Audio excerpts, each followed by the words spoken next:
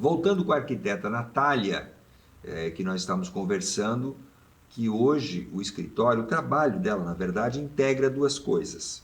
Não apenas o projeto em si, como também o que a partir da obra, certo, tem demandas, que são bem diferentes, né?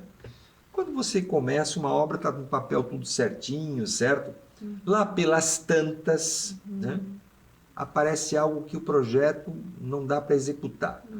Uma viga com uma extensão, uma reforma. O caso de aparecer uma tubulação não deveria ter, uma elétrica não deveria ter, ou um reforço.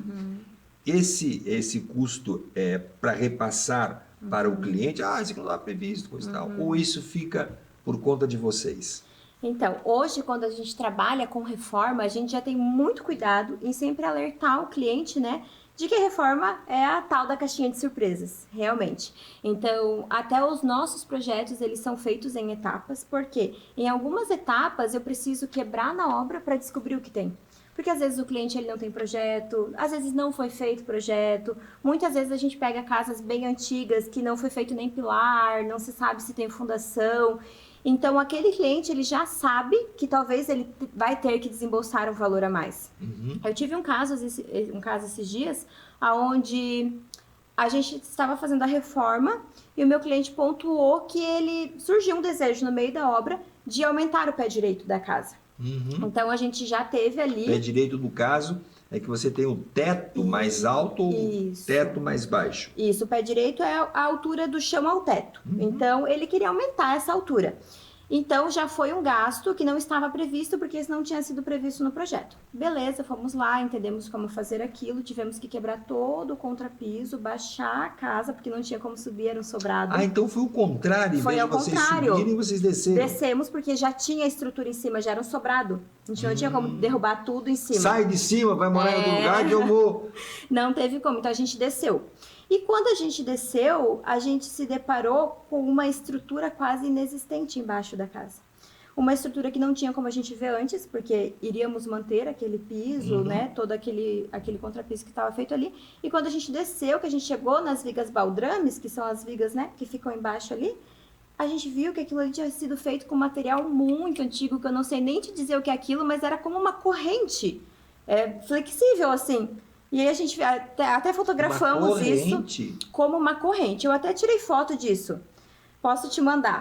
A corrente estava tensionada? Ela já estava toda meio que amassada. E era um material totalmente flexível.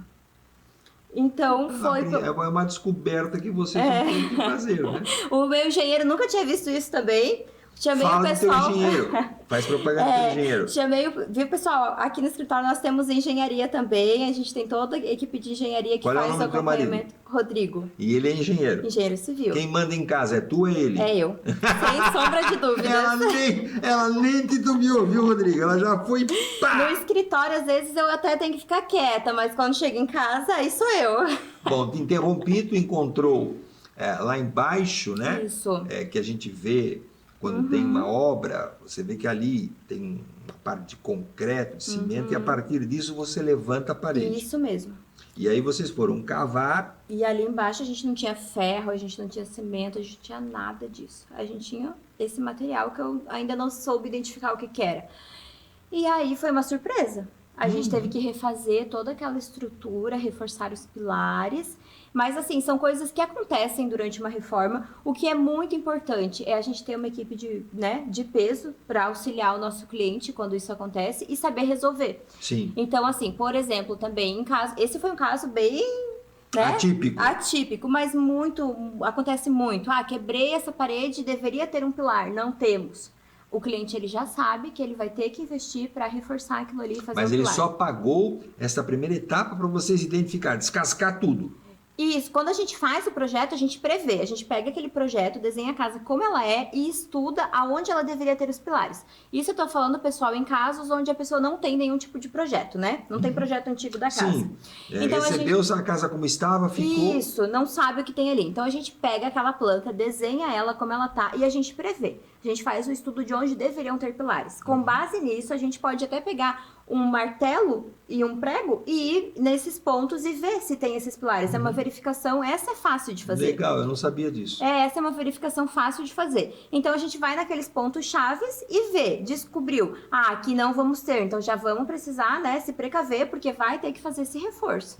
E aí, muitas vezes, a gente tem algumas surpresas a mais. Uma tubulação que deveria estar aqui não está. Então, o cliente, quando ele decide reformar, ele precisa saber que imprevistos acontecem em uma reforma. Certo.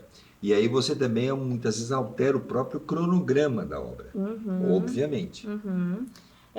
Às vezes uma obra que ela era para levar 3, 4 meses, o cliente decide ir fazendo, né, esses itens, porque fica a critério dele. Sim. Olha, você precisaria reforçar esse pilar, vamos fazer, não vamos? Se ele decidir que não, tá tudo bem também. Não se faz. Né? Não faz. E aí, se ele decide ir reforçando, ir refazendo aquele telhado, vai acrescentando tempo à obra, né? Muito bem. E o orçamento disso, né? Quanto é que vai... como tu mesmo disse, ninguém sabe como é que essa obra vai começar e terminar. Como é que o cara vai saber? Eu vou reformar minha casa lá, mas será que eu vou gastar quanto? Como é que vocês conseguem valorar, né, algo que é desconhecido? Certo. Assim, quando o nosso cliente ele nos procura, a nossa primeira visita a gente faz no imóvel do cliente, porque a gente gosta de conhecer ele, a família, o local, entender o que dá pra gente fazer e o que não dá. E nessa primeira conversa, a gente sempre chega no assunto investimento. Claro. E aí a gente pergunta para ele, olha, quanto você pretende investir aqui? Se o meu cliente ele fala, Natália, eu pretendo investir 10 mil reais, eu quero trocar todo o meu telhado, quero abrir essas paredes, a gente já vai, né, sinalizar para ele que não vai ser possível fazer tudo isso. Nós não somos mágicos, nós não temos dinheiro do governo, a gente não rouba. Isso ainda não dá. Então, a gente já sinaliza para ele que não vai ser possível. E aí, às vezes, ele me pergunta, e o que eu consigo fazer? Então, a gente já vai orientar, olha, com esse valor dá para fazer isso, aquilo. E ter em mente esse valor é extremamente importante para nós, porque nos direciona no projeto. Claro. Então, às vezes, você vai falar assim, Natália, eu tenho 150 mil reais para investir nessa reforma. Eu preciso deixar minha casa boa. O que a gente vai fazer?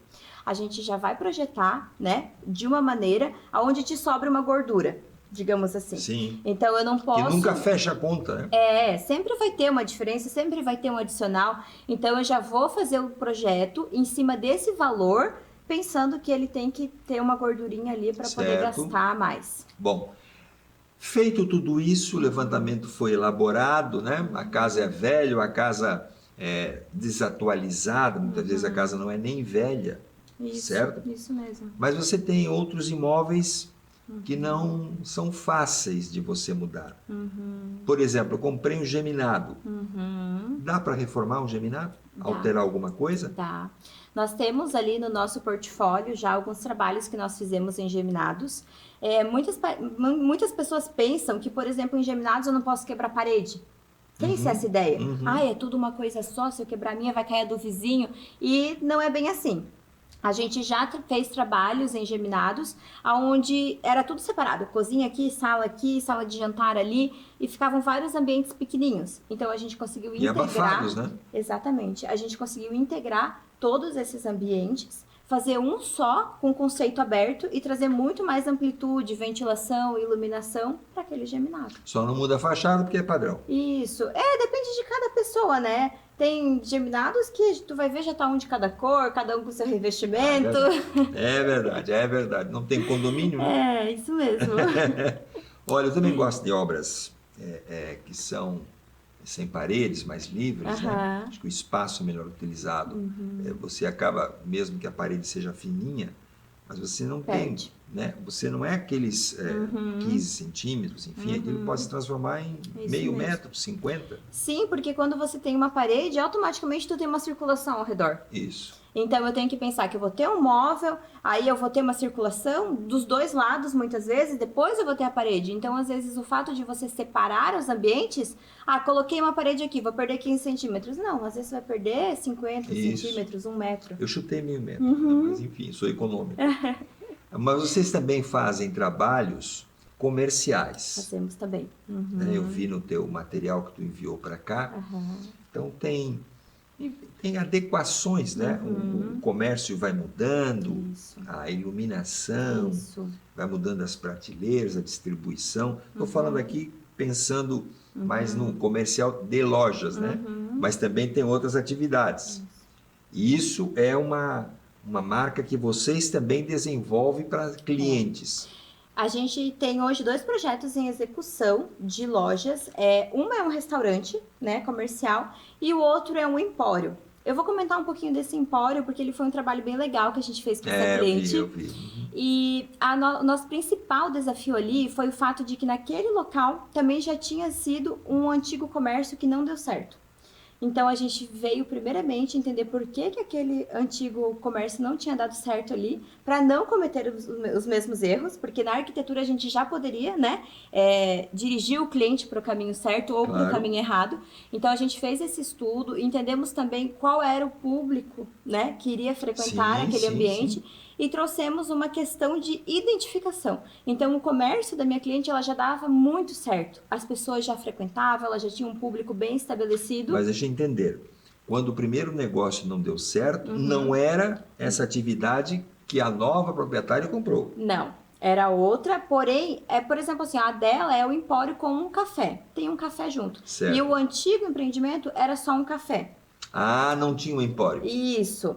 Então a gente quis entender o porquê que o café não funcionou ali antes. Certo. Entende? Pra gente colocar o dela e agora ele ir bem.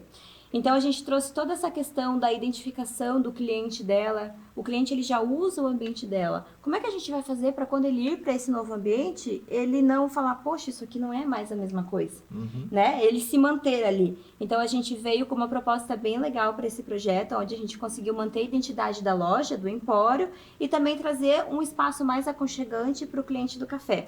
Mas aí tu estás falando de algo que não fica apenas na arquitetura. Isso.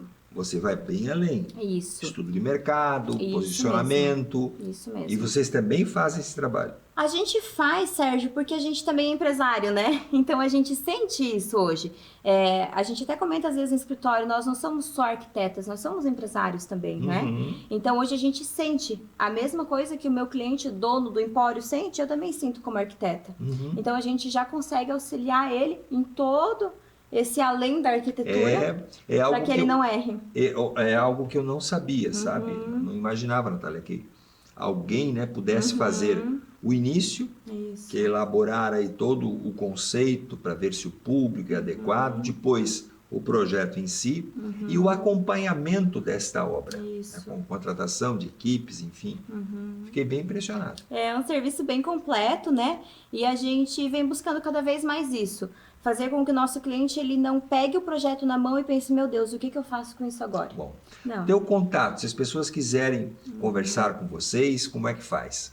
Bom, eu vou deixar meu Instagram, que hoje eu costumo dizer que é o nosso site, né? Onde as pessoas nos conhecem um pouquinho do nosso trabalho e do nosso dia a dia. Para nos achar no Instagram é arquitetura.natália. @arquitetura.natália. Natália não tem, é comum. Comum. Sem H, sem Y, sem nada.